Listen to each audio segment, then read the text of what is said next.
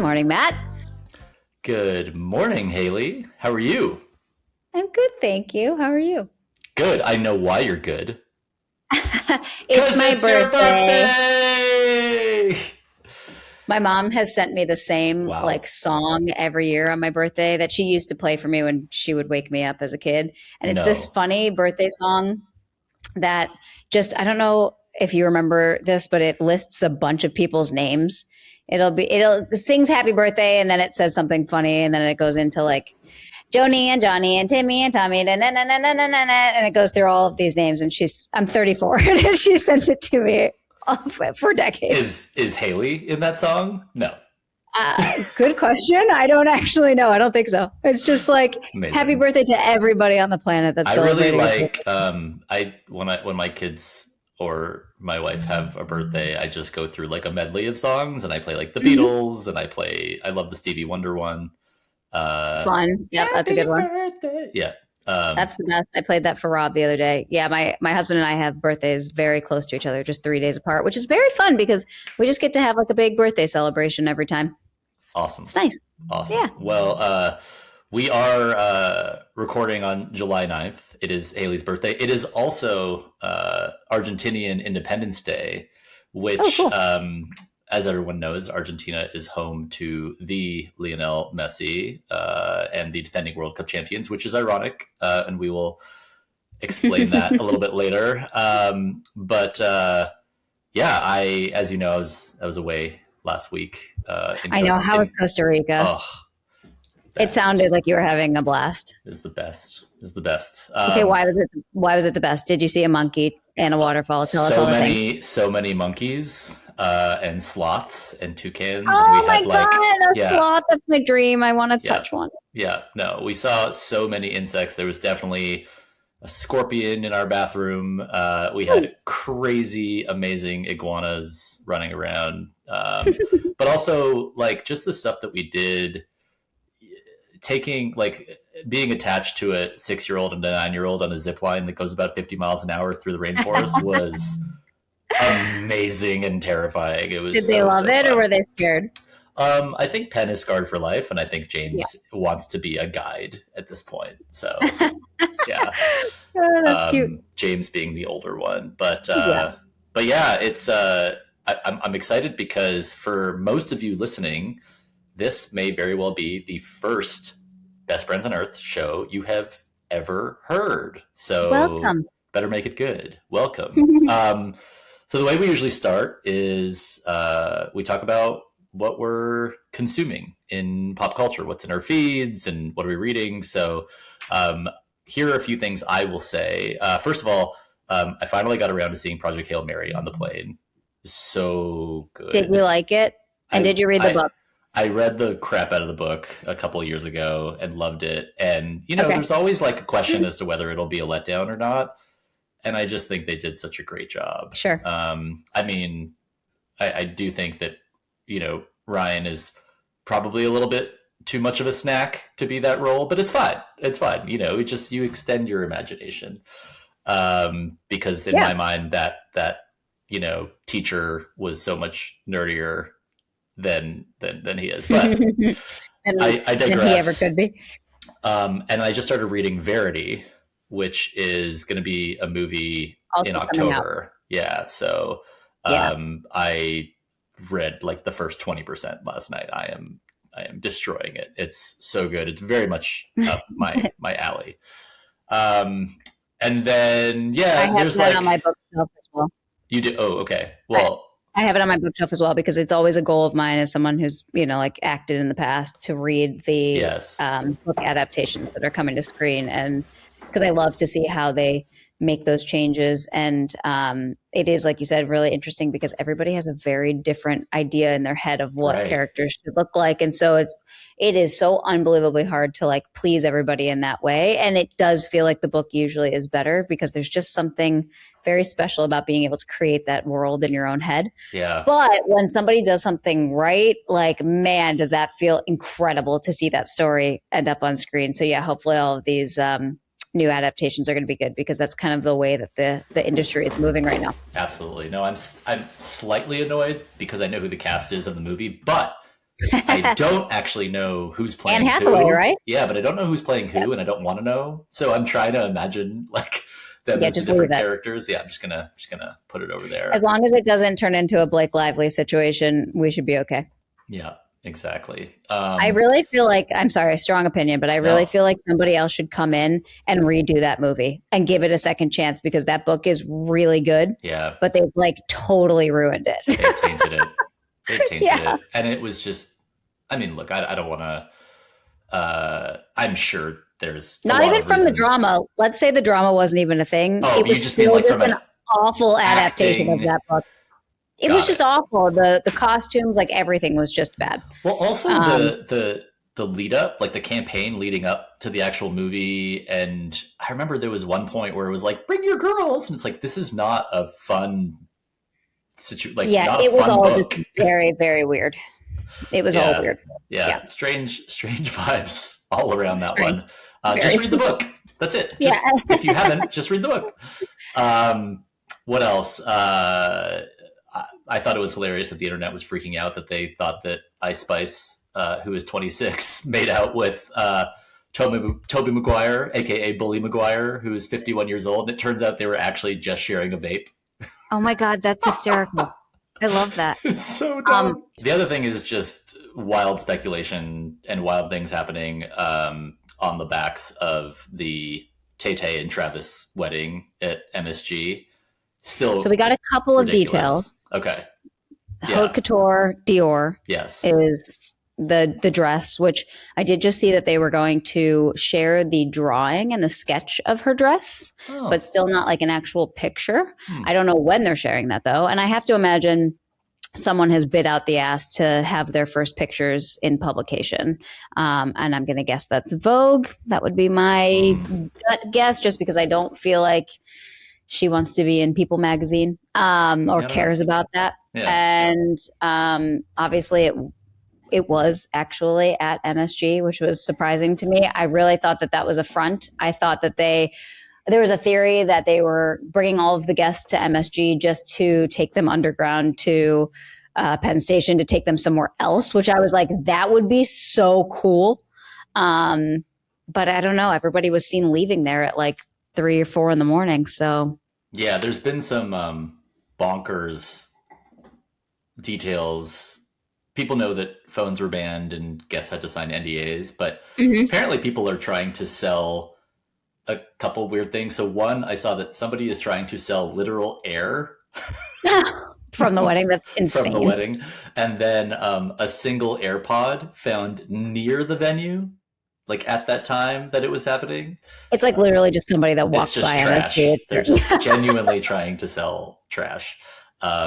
So just humans are just so precious. I could see if somebody was trying to sell somebody posted a picture of a handkerchief that had like embroidery from the wedding on it that said the TNT logo and some other stuff. And so I could see somebody trying to sell that, but like all the people that are there are like crazy rich. You guys don't need to sell anything. Like just enjoy the wedding and let them move on in peace. Yes. Well, when you are one of the, if not the biggest pop star in the world, and your now husband's kind of famous too, you can get people to sell one AirPod near your wedding venue, I suppose. Listen, if you're a billionaire, you can make anything look incredible. So you go do that. But there is one thing that the world really, really holistically cares about right now, because most of the world does not give a shit about that wedding, is obviously the World Cup. Yeah. Oh my gosh, it's been so much fun to watch. Unfortunately, we're taping this after the U.S. lost to Belgium. Well, and that was a shit game, Matt. They looked awful. Oh. It was just that whole 48 hours was quite shameful. It was, we'll have to ask, we can debrief. Yeah, but like, it was not a red card. It just absolutely was not a red card. The way in which it got pulled back, though, with Trump calling FIFA is like, now you've tainted it. Even if we'd had one, it's like now there's an asterisk like next to the win. And it's just, it's like one of those things that it became a no-win situation, I feel like. Yeah, maybe it would have been different if they didn't give him a creepy Peace Prize or whatever trophy, participation trophy. I don't know. So if you're listening to this for the first time, something that we do on every episode is we play a song, and it is thematic to kind of what's going on and the guests. And so I will play today's, and I will explain why. And I am fascinated about what I've learned. And it is iconic. Who in their right mind does not love Seven Nation Army by the White Stripes?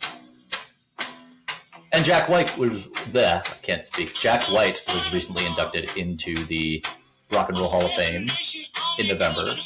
It was awesome. And so here's what I learned. A bunch of things. First of all, Meg and Jack White were actually married, not brother and sister. They wed in 1996, with Jack legally taking Meg's last name. He's actually John Anthony Gillis. They divorced in 2000, but to avoid the media focusing on their romance, they publicly posed as siblings throughout their entire musical career, which is... That's so weird. bonkers and so weird. That's the first thing. The second thing, the legendary riff of Seven Nation Army was conceived during a 2002 sound check in Melbourne. Jack White initially toyed with the idea of saving the riff in case he was ever asked to write a James Bond theme. The title, this is amazing, Seven Nation Army, came from how a young Jack White used to mispronounce the name of the organization, the Salvation Army. Oh, that's funny.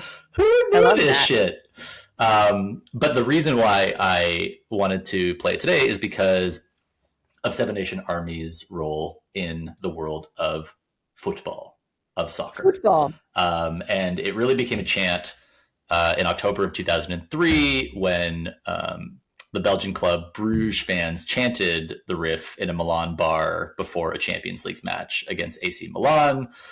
The chant eventually was passed on to Italian supporters in 2006 during their run in Germany, where they ultimately won the World Cup, even though they are now no longer in the World Cup, popularizing the oh, oh, oh, oh, oh, oh, oh across the globe. And then by 2008, it was staple at the UEFA Euros, eventually bled into American collegiate and professional sports.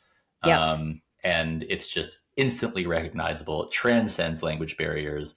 And today it's routinely used by FIFA as an official stadium track, which leads us to this moment, the World Cup here in America, where soccer is on everyone's brains.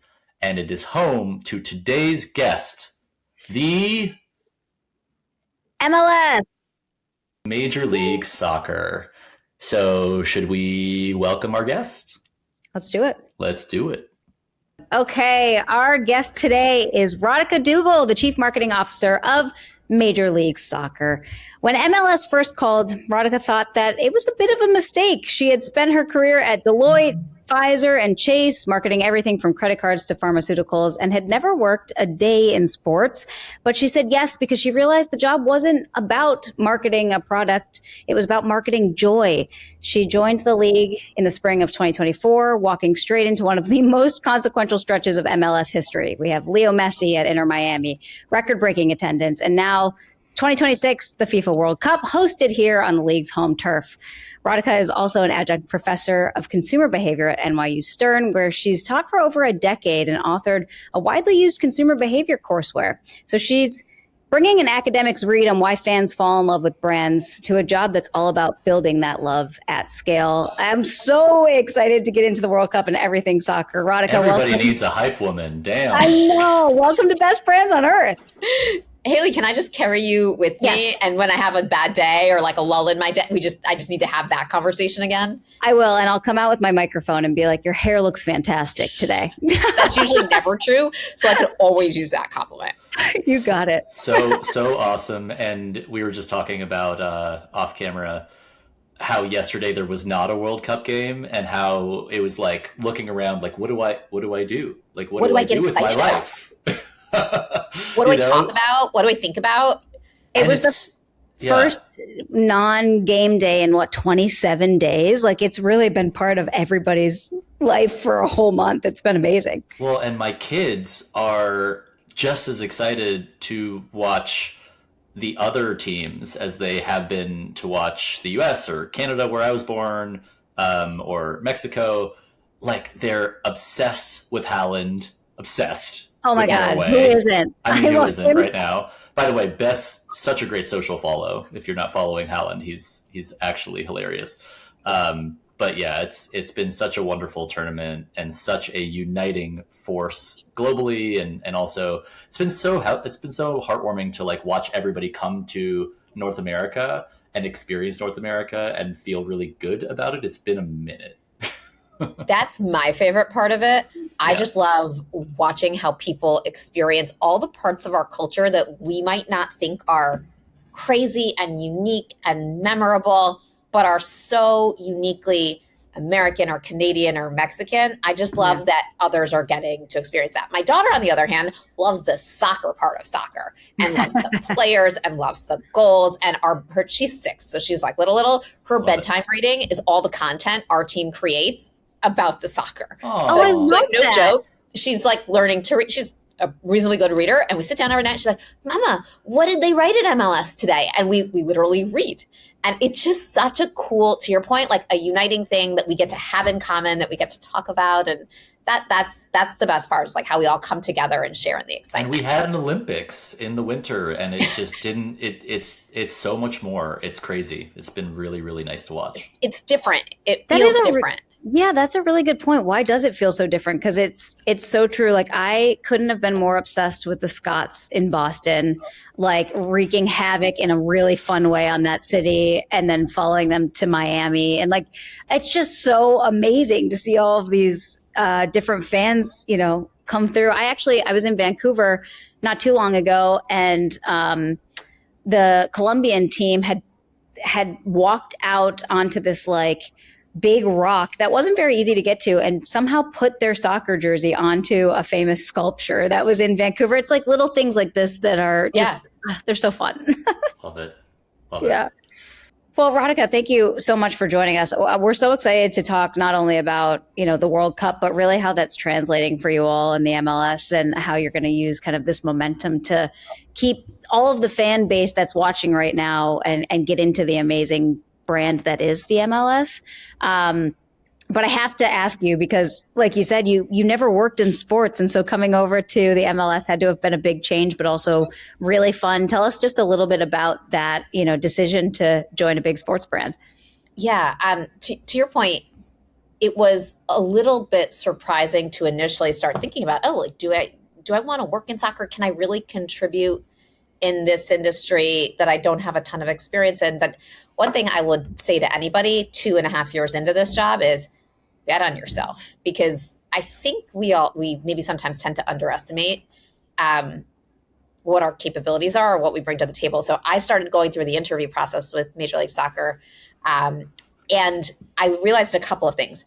Number one, I wanted to work with these people. Every person I talked to was smart and passionate and so committed to their role in a way I'd never seen, because I've worked in financial services and healthcare and in consumer products. And there's just a different level of love and passion for the sport and the role. So that was really intriguing.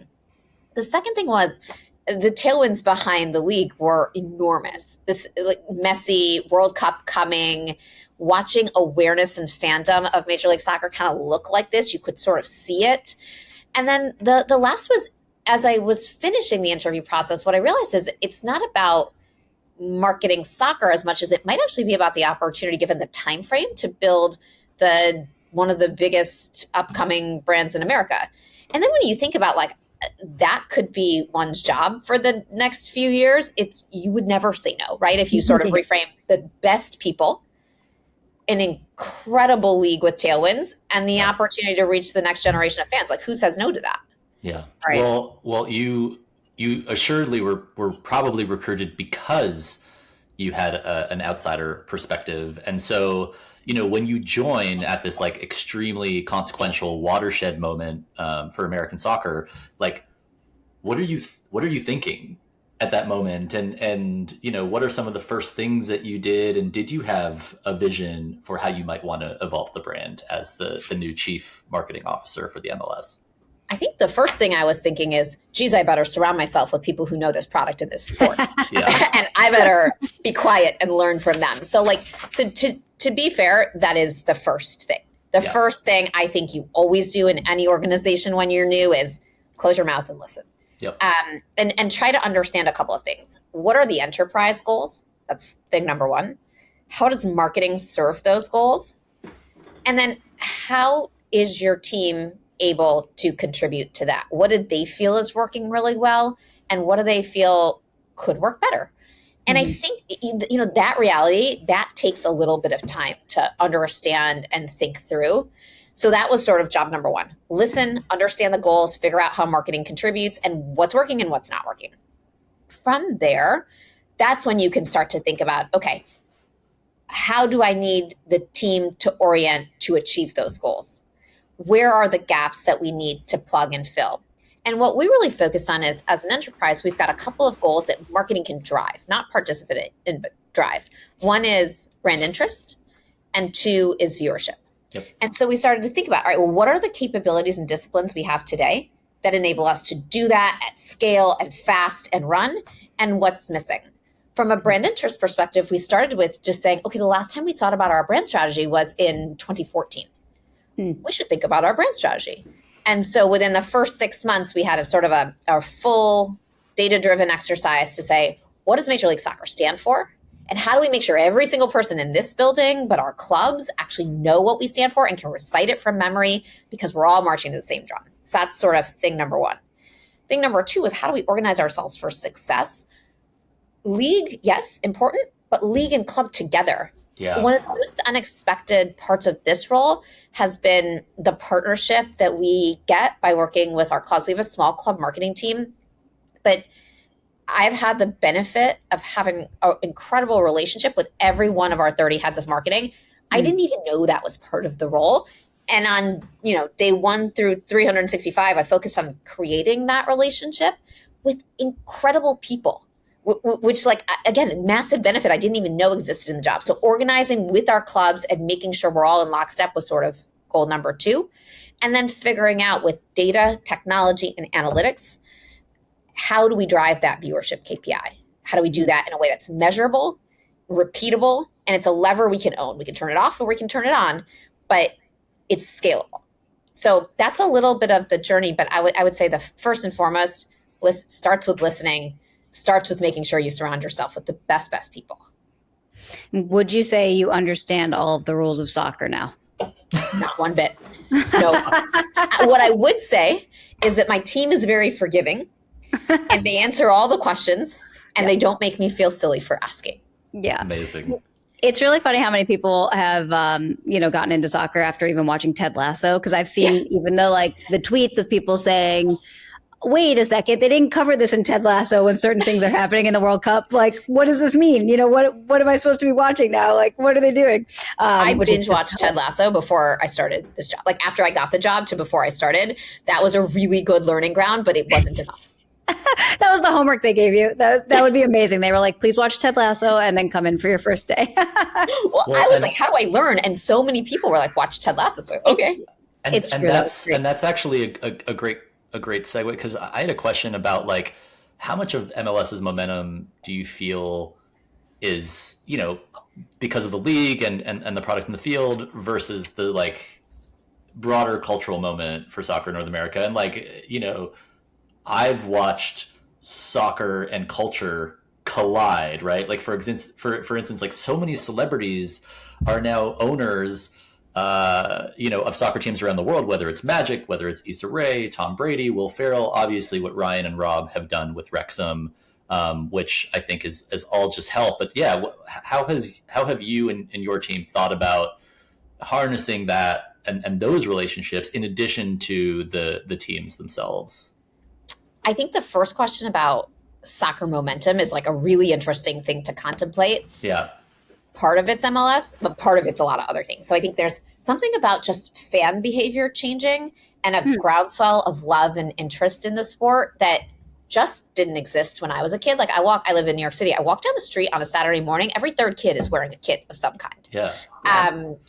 What do you think is happening there? Like what do you and your team attribute that to? I think there's a couple of things just to that one specific point. Yeah. Number one, more accessibility of playing the sport as a child. So we have the MLS Go program that has many, many, many operators across the country that make the sport accessible for you to go sign your kid up to play. So my daughter plays at Chelsea Piers. She's now going to play in a new program or a different program downtown in New York City. And to sign her up is super simple. So I think accessibility is a big part of it. I think another big part of it is exactly what you mentioned, like people's heroes are soccer stars now. Messi and Son and Ronaldo and others. They're like the most followed people in the world. Yeah. And my daughter, who is 6 years old, A, knows who those people are. B, talks about them with her friends at home and then comes home and tells me about it. And she's 6. So like imagine when she's older and has access to media and then how those conversations explode. Yeah. So I think like the fandom and the love for the players is sort of point number 2. So I think there's groundswell of love for the sport. That's one thing. I think the World Cup excitement is just 100% fueling the love for the sport. Yeah. I think our players and our clubs are doing, MLS in particular, are doing a really good job of capturing the moment. We have these in-market soccer celebrations, these watch parties that all of our clubs are putting on. We have our players showing up on the local Fox affiliate program and doing interviews everywhere, current, former, etc. Yeah. So that they can relate the moment to Major League Soccer. And then we have investment in the league. And I think that all of those things combined have led to this momentum. And then the last thing I'll say is, as you frame the question, you were like, is it about World Cup excitement? Is it about MLS? I think it's okay that it's about this ecosystem of things. Yeah. Because even if you think about like, what is MLS's role? We are this ecosystem of creators, basically. Nobody tattoos MLS on their arm, right? They fall in love with our players and our clubs. And our goal has to be, how do we create the ability for players and clubs and anyone with a story that a fan will fall in love with? How do we give them scale and the ability to tell that story? And that's really what we're focused on. So it's almost like, I don't care if you came in because of one thing or another. I just care that you fell in love with our player and our club, and we have a place for you. And we want to just find a way to get as many people to take the invite to come and give us a try. And we'll be right back after a word from our sponsors. I just read the craziest stat. Over 3 billion people open fortune cookies in the U.S. per year. 3 billion? Billion with a B. What? Say more about this. And so I learned that these guys open fortune. They own the fortune cookie, and they're putting brands now inside of this cookie and distributing their messaging through 100,000 restaurants, reaching 300 million people per month. Okay, I just Googled them. They've worked with is this right? Mr. Beast, SoFi, Bayes, Duolingo, Dr. Squatch, Liquid Death, Waymo, Manscaped, Dude Wipes, Hard Rock, Verizon. I could literally go on. That's crazy. Yeah, all of them. They're creating these amazing, what they call mini billboard moments inside of these fortune cookies, catching people at a time where they're just not expecting to see an ad. It's a really cool Trojan horse marketing idea. I should have thought of this. If you're interested in learning more, which you should be because this is just incredibly cool, head to openfortune.com. Best Brands on Earth is brought to you by Tracksuit. Every CEO and CFO wants to know what impact is brand driving for our business, and that's exactly what Tracksuit has set out to answer. Look, most brand teams are either working from stale data or stitching together proxies, Google Analytics, social numbers, the odds survey, whatever, that tell you about your existing customers, but not how the total market actually sees you. Tracksuit is continuous monthly brand tracking. You see what's moving, what's shifting, what your competitors are doing in the category fast enough that you can actually do something about it. And the dashboard is modern, it's beautiful, it's shareable, it's the kind of thing that you'll actually be happy to open. So if you want to find out what your brand health looks like and how you stack up against your competitors in your category, head to gotracksuit.com now. Well, I think it's important for, I was reading an article and it's like the perfect name, calling fans maybe that are just watching the World Cup every 4 years, which does make sense. Like every 4 years, that's kind of me. I would say I'm a bit more than that because I've gone to at least one MLS game like every single year since I lived in. Yeah, don't sell yourself short. I know. You go I to do Timbers, really enjoy you went to LAFC. LAFC was, oh my God, I love LAFC. The Bank is so such a much great fun. stadium. Yeah. And now I live in Portland, Oregon. The Timbers have a big following. And actually, like you just said, they just sold out their watch party for the USA game the other day in like 10 seconds. It was free to go watch there, right? But it was awesome. And now I'm going to lose my train of thought. I was thinking of the every 4 years and how important it is to now be able to bring them from that place. Like, yes, we got them here. That's right. And now it's important to be like, hey, those people that you're falling in love with, the players that you're falling in love with, they actually play for some of our MLS teams. Like, please note that they're playing for their players countries. In the World Cup play in MLS. Those are the same people. It's huge. And so how do you now take that, those 45 players and get that message out there to be like, you can continue to watch them. Please continue to watch them. I think there's a couple of things. We are really focused on this enterprise-wide multi-channel marketing campaign that we kicked off at the beginning of the World Cup, and we're going to sort of run through the tournament, particularly our advertising campaign that launches on Monday. Great. Lovely. That campaign is all about inviting these fans in. So we've had so many touch points over the last month or so, and we will continue. So those in-market soccer celebrations, we collect that fans' data, and now we have the ability to talk to you about Major League Soccer in the future. If you loved going to that watch party, like we have that excitement all week, every week. So that's one point. Similar, if you see a coach from a local club on your Fox affiliate broadcast, that's another way to connect Major League Soccer to the World Cup. What we're trying to do is localize the World Cup experience and make sure every time you think of the World Cup, you actually think of like, oh, that's soccer. That's like actually what is here in North America through MLS every season. Right. So a lot of the touch points of the campaign have launched and started to plant those seeds in consumers' minds. As we launch advertising, we're launching our sort of biggest, most connected advertising campaign on Monday. And we are incredibly excited that the call to action for that is go watch us when we restart our season. We restart our season actually before the World Cup final, which is this coming week. Right. And that is what we think will get people to fall in love with Major League Soccer, just giving it a try. We know that when people go and they watch in stadium or they watch on broadcast, they fall in love with the product because the product is great. What we need is more people to know about it. And so that's what we're really, really focused on. And the other thing I'll say is 25 roughly, maybe slightly less of our clubs have a ticketing program as part of this campaign. So a way to welcome you into Major League Soccer is we're going to give you a little bit of a break on the ticket cost because again, we just want you to give us a try.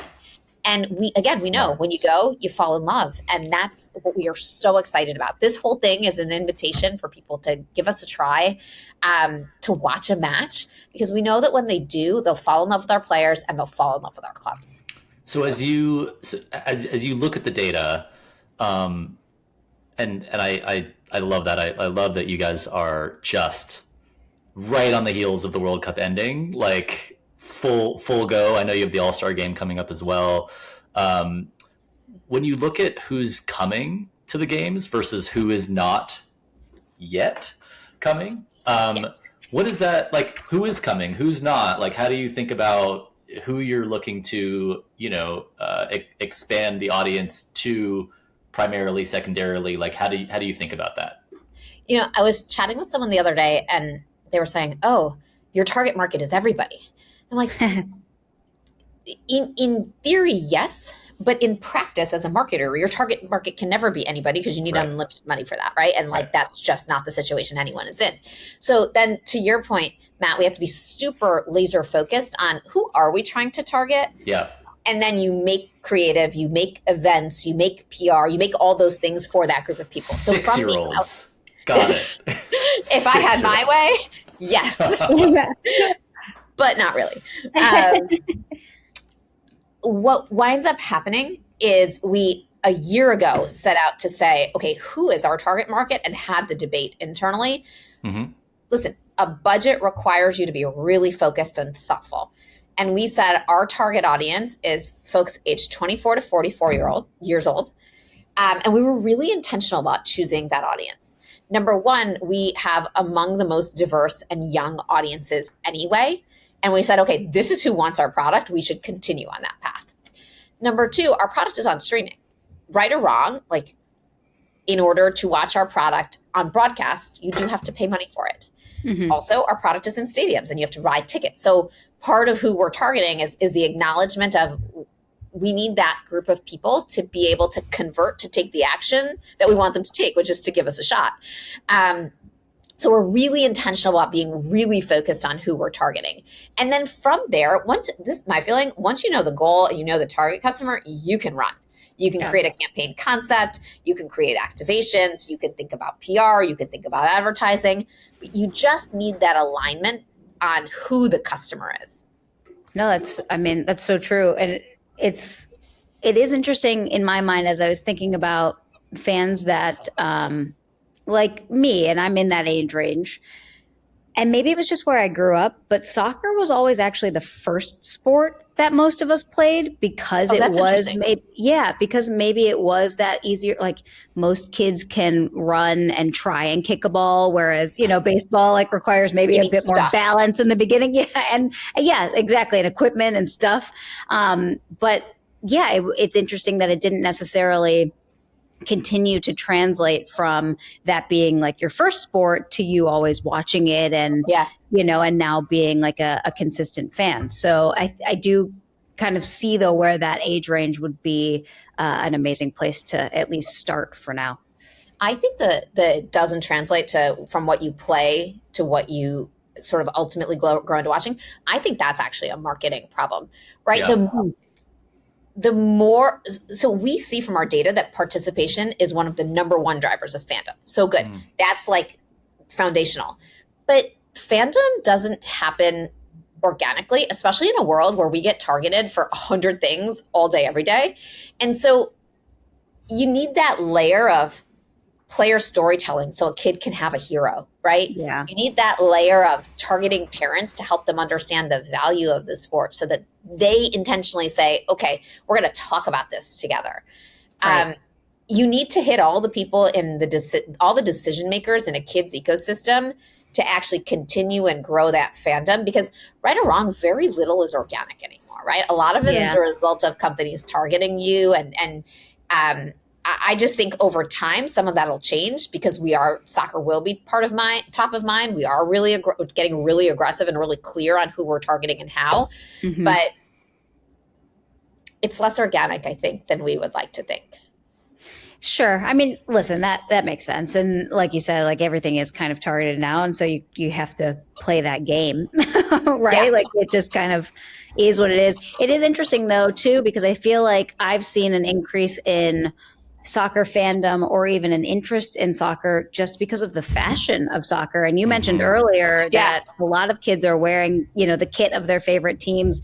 But gosh, I mean, like, I don't know if it was last summer or how long ago it was, but it was like boot summer where people were literally wearing cleats as part of their outfits.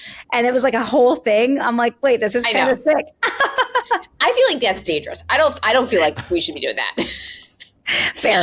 You're like, please walk on at least grass while you're wearing. Please wear shoes that don't make you fall over. It is true though. Like I played soccer. My kids both play soccer. I do wonder, like, how much social media has contributed. Just some of these personalities, obviously, the following of the Ronaldos and the Messis and the Haalands and all these amazing people online. But we didn't have those as kids, and I think definitely in Canada, I'm sure in the US, like it was really about the NFL, about the NBA, certainly the NHL in Canada. Radhika, as you think about like continuing to compete with those leagues, obviously you've only been at the MLS for a couple of years, but at least like as you've discussed with your team, like how has this moment created an opportunity for you to really, sort of capitalize? You have this new campaign coming out. How do you get people to not necessarily switch? Because I don't think you need switchers. Just how do you get them to add the MLS into their already sports obsessed diet? Because I am such a fan of the NFL, of the NBA, of the NHL, of the MLS, of like basically anything that like a ball or a puck or whatever moves through time and space and somebody tries to win, even tennis. So yeah, how are you thinking about like just the sports obsessed fans and trying to get them to want to, if you're in Portland, watch a Timbers game just as much as a Trailblazers game? I think this is so much about the fandom that's formed in the unsexy in-between moments. Like, this is the moment of mass awareness where we expose a lot of people to Major League Soccer. Yeah. So many elements of this campaign are about that, right? Like, how do we get you to see advertising? How do we get you to a watch party? How do we get you to see a coach placed somewhere strategically in some media outlet? That's all about like first-time awareness, but awareness is like a flash in the pan. If we don't do something with that awareness, it literally goes away. Yeah. And I think the idea of how do you get someone to start to add MLS into their roster is about sort of the consideration. And so we're really intentional about saying, okay, we know who we're targeting. We think about the nerdy things, like what do we do with your first party data? How do we think about lookalike campaigns? How do we think about targeting? And then having a conversation with you that's repeated for the medium term. And how are we very, very, very thoughtful about measuring, did you take the next action? If you didn't take the next action, why? And how do you orchestrate that at scale? I think that's like the nerdy, nitty gritty marketing stuff that I love, but it's the thought and the measurement and the long-term conversation, I think, that matters to a consumer. If we just go hammer you over the head, Matt or Hayley, once you've come to a soccer celebration, buy a ticket, watch a match, buy a ticket, watch a match. You're like, for what? Like, who cares? Yeah. If we instead say, hey, here's a player and here's their story and here's another player and hey, maybe there's a family day going on and you have a family and it's just a fun thing to bring your kid to. Over time, we know enough about consumers to have a really thoughtful, data-driven and strategic conversation to get them to fall in love with us as opposed to hammered buy a ticket, watch a match down your throat. It's so interesting. Like, I think about, I've always wanted to go to soccer matches overseas because for, ever seemingly, it's like they don't even sit down. They're like standing up. They're chanting, they're jumping. It's like it's like the energy that you get at like matches were like too. Right. And it's like the energy that you get at, you get just as excited for like an NFL tailgate or a college football tailgate as you do, maybe more so than the even actual game itself. And so how do you guys think about like, how do you capture the energy inside the stadium to get people to feel the FOMO of being there? Because it's like one thing to be like, oh, I'm going to go to a baseball game and I'm actually going to be just as excited about like eating a hot dog and drinking a beer and like getting a tan as watching the game. But that's a completely different experience than like being on your feet, being around that energy. Having your team's chants. Everybody only waving flags and like seeing smoke in the crowd. I love that. I love that about soccer. I just think that is such an important. It's different and than honestly, other sports. Historically, it's historically been like an untapped thing here. And I think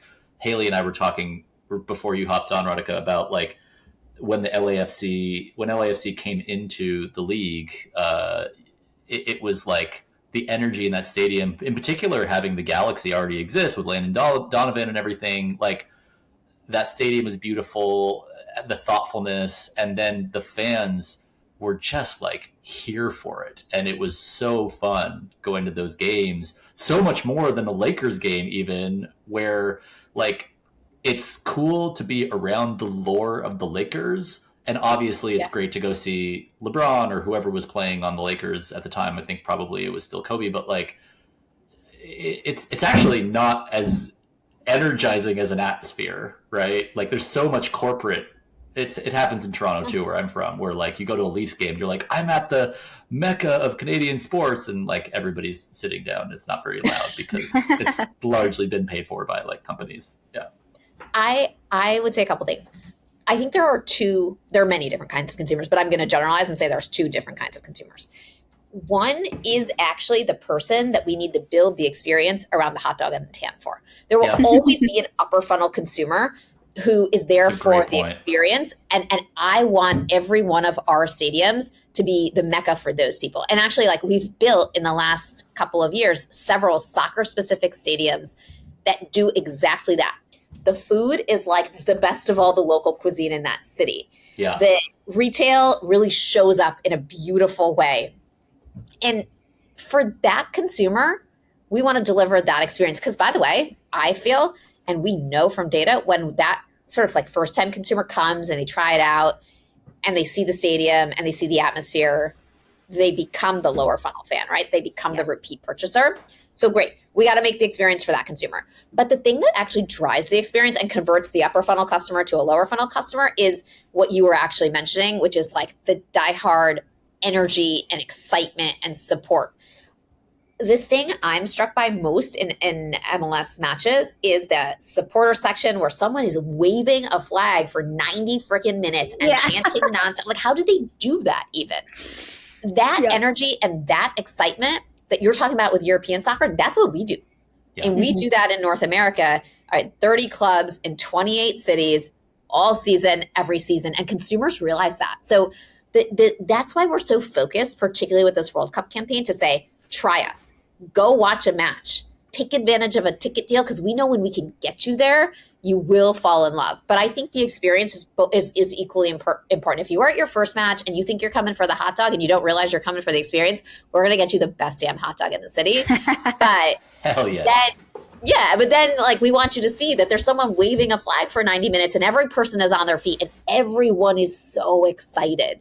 And I actually, as someone who's newer to the sport, have had the opportunity to experience that a couple of times. I'm like, wow, this is cool.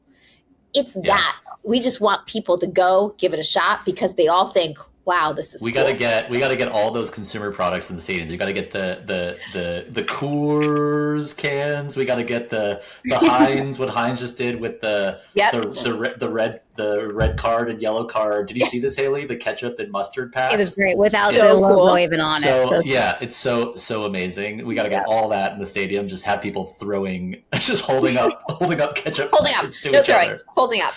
I love it. Not throwing. Holding up. Yeah, this is not the NFL. We don't need ketchup on the field. No. Okay. But like as you, let's just like hypothetically say, like if you fast forward, a few years, 3, 4, or 5 years from now, like what do you think the league looks like if you really get this right? Like what can this be? How big can this get if you and your team play your cards right on the backs of this incredible tournament, which has just been, the actual games have been like so much better than any of us could have even hoped for. Like you talked about Argentina, Cape Verde, and Egypt, insane finishes.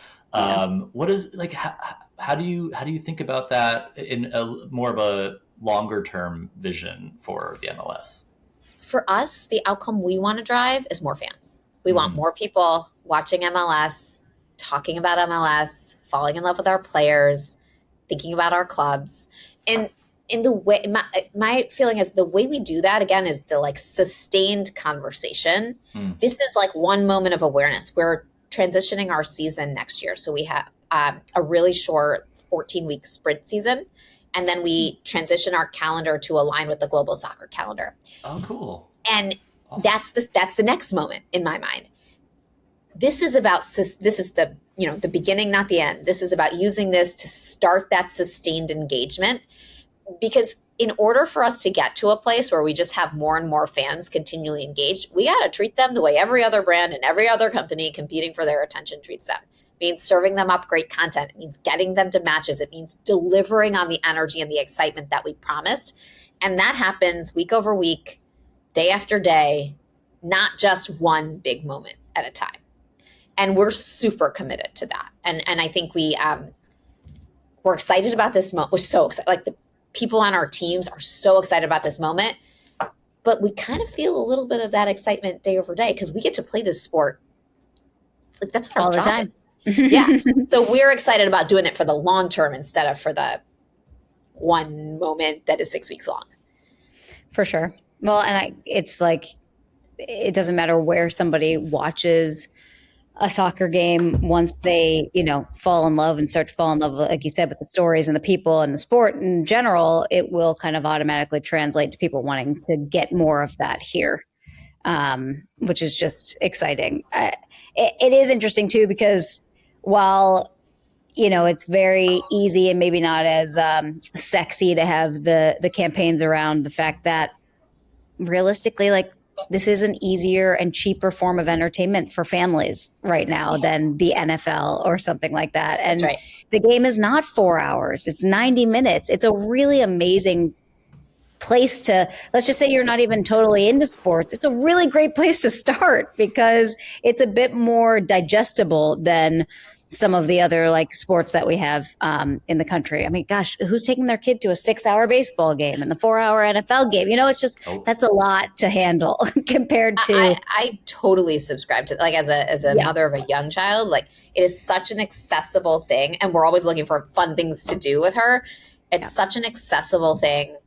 It's such a really nice way to start to expose her to like the impact that like someone who's an athlete has on people. And then, by the way, you get to say, oh, and you could be that one day if you want to. Yeah. And it's like such a cool way to open up their minds, but it's digestible and manageable and it's not a full day. Totally. Yeah. I think that's awesome. I mean, it's all awesome. The games are so much fun. It's so fun. I'm like, I haven't been to one yet. I need to go. Go. Yes. Hey, wait, have you not been to an MLS game? No, you've been to an MLS No, I game. have. Okay. And so we're going to take you. Yes. No, I have. And it's funny because LAFC, almost every time I went to those games, they won. And I was like, this is the best thing ever. And then I moved to Portland and it seems like every time I go to a Timbers game, they lose. And so I'm starting to feel like I'm bad luck here, which is not fun because they have an incredible mascot named Timber Joey. And every time they score, he literally takes out a giant chainsaw and like saws a huge piece of wood. I'm like, this is the best celebration ever. Excellent. Watch our advertising. No. There's a scene with Timber Joey running down the street, filming that and trying to procure a chainsaw for that shoot was a really fun activity. It's so fun. That's amazing.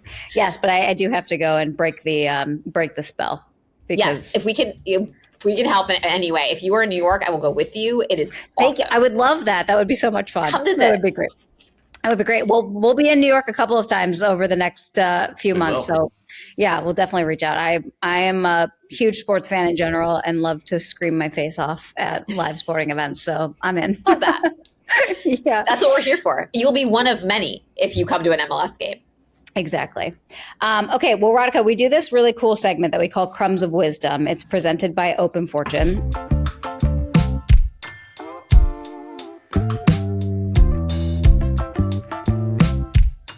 If you haven't heard of Open Fortune, they're this really cool advertising platform that actually turns the fortune cookie into one of the most effective brand touch points in the game. We're talking 100,000 restaurants in the country. They reach like 300 million people a month. And they create these little surprise and delight moments that people aren't expecting by putting ads into fortune cookies. So they've sent over fortune cookies with a question for you, actually. And we don't know what the question is, but Matt's going to pick your cookie and see what you get. That's the beauty, right? Nobody ignores their fortune ever. The fortune tells them what to do. And in this case, we have questions. It says go to an MLS game. None of the three of us know what this question's going to be. And then after I get to eat a cookie. So, it's a win-win. It's absolutely a win-win. So Open Fortune. Okay. What's the moment you felt most like yourself in your work? And that can be in your career. It can be MLS or it can be, any other time as a professor. But yeah, what's the moment you felt most like yourself in your work?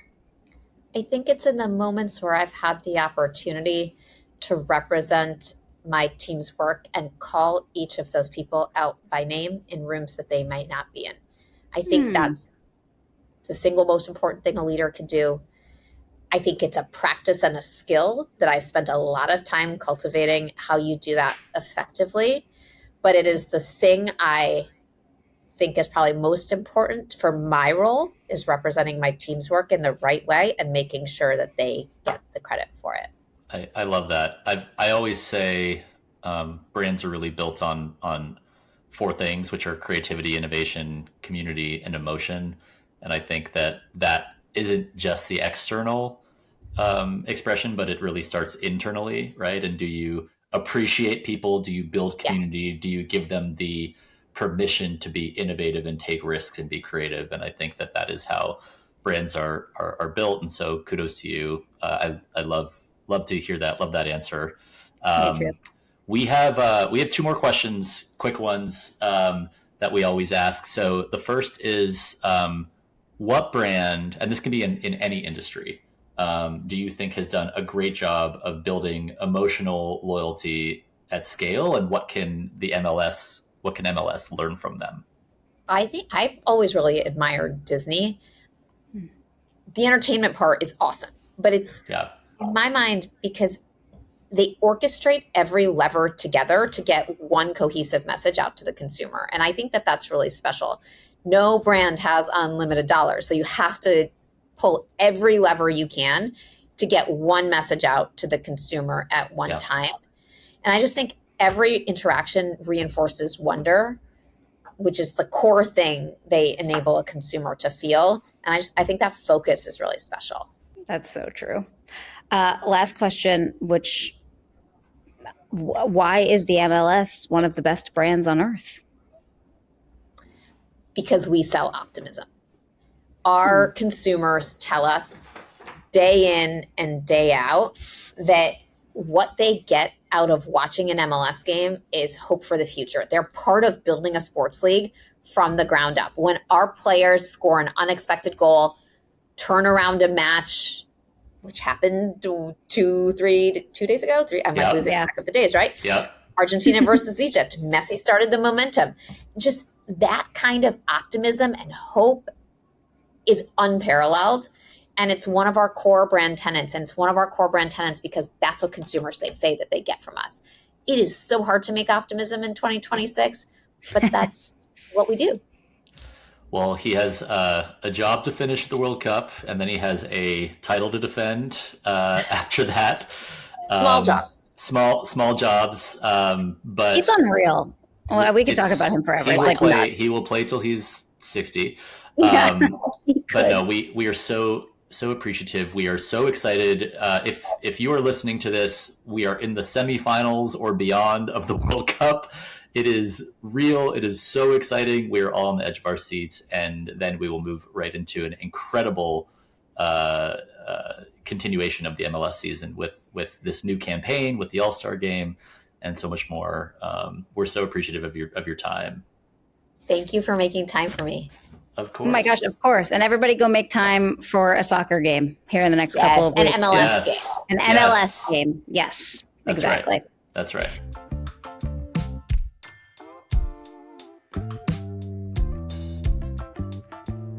Did that not make you just want to instantly turn your TV on?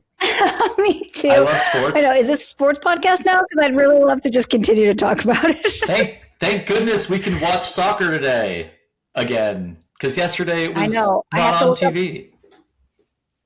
I have to look up what time they're on, but that's exactly what I was thinking was oh man, I need to turn that on and see who is it that plays today? Is it the Netherlands? No, France plays. Maybe.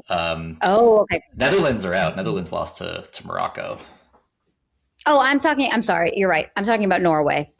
Oh, yeah. Yeah, I feel like they've got a game coming up. But Holland, they play England. This is the thing about sports that I have a love-hate relationship with is as you get closer and closer to the finals, the games get better, but then there's less games, and that makes me both excited and sad. Sad. Yeah. We didn't even get into the USA's loss the other day, which I guess is okay because it's all about the excitement of soccer. And one thing that I have seen is that even post loss, people are still very invested in how the World Cup's going to end and are continuing to watch the games and stuff. So, I think Radhika's just, sentiments about this being the moment to really just completely dive in and get people to at least come and try their first MLS game. Just so thoughtful. They seem like they're on it, really, really on it. And we definitely encourage everybody to contribute to this movement, to keep the soccer love going here in the US and in North America. I think it's a tough job, right? And didn't necessarily like press her on that too much, but like you said, there's so many choices. And because we're so ingrained deeply into like American football and some of these other sports, I think it's a very tough job to get people to buy into something new and become a fan of a new team and like all the things. But I think it's worth it. It's very fun.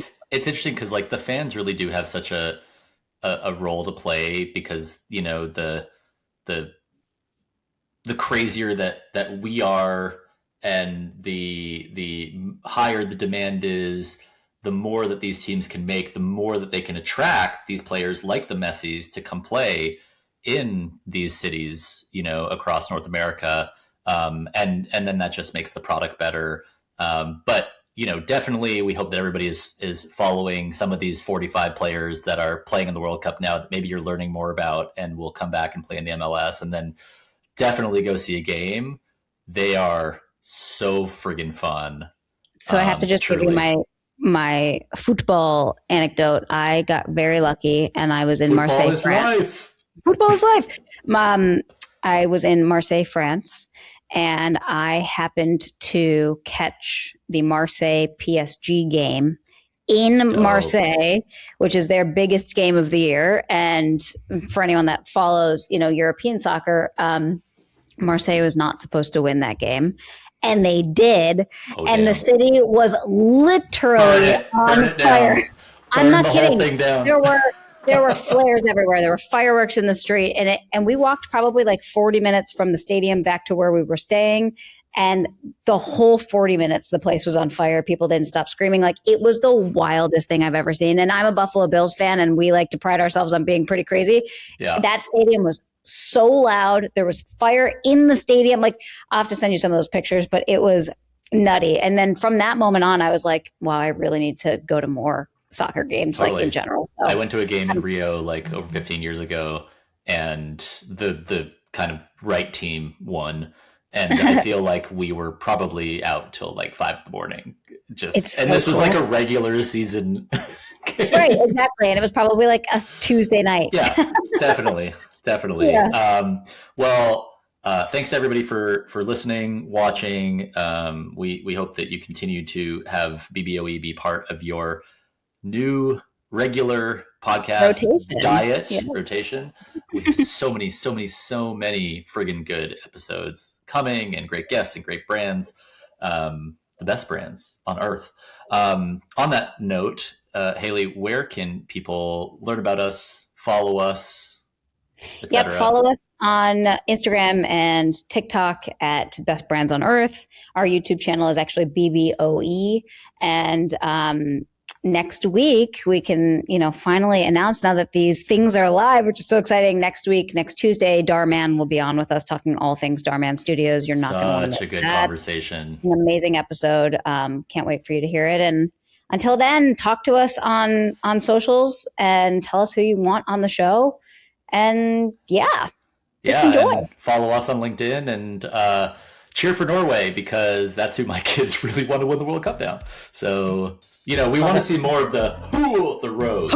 It's such that's like definitely the best celebration in the World Cup for sure. It's the best. And then they go and do it on like New York subways and stuff. It's so good. Incredible. All right. Until next Tuesday. Bye. Best Brands on Earth is a podcast from the Cleos, hosted by Hayley Clover and Matt Kerbel, produced by Third Wall Creative. Original music for BBOE composed and produced by Brett Turner and Ian Williams. This has been Best Brands on Earth.